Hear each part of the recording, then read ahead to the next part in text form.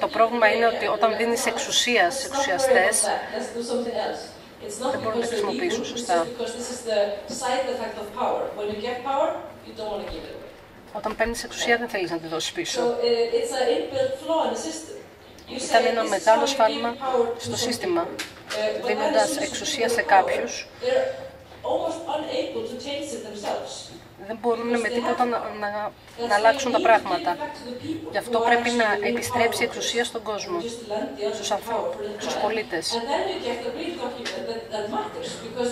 Και μετά έχεις κάτι που πραγματικά έχει σημασία.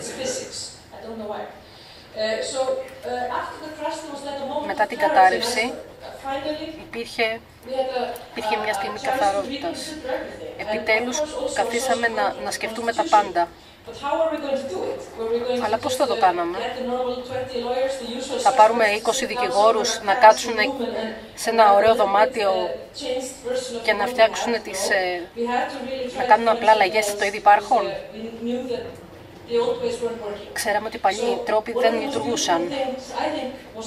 Το πιο όμορφο πράγμα ήταν ότι διαλέξανε 1000 άτομα τελείως τυχαία, από 18 έως 95 χρονών.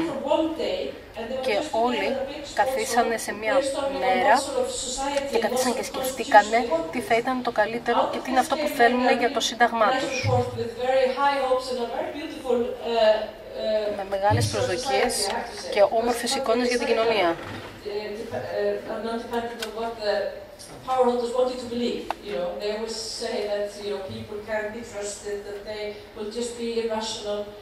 Λένε ότι οι άνθρωποι είναι επιπόλαιοι και ότι δεν μπορούν να ξέρουν, αλλά όλα αυτά είναι βλακίες. Το ξέρω.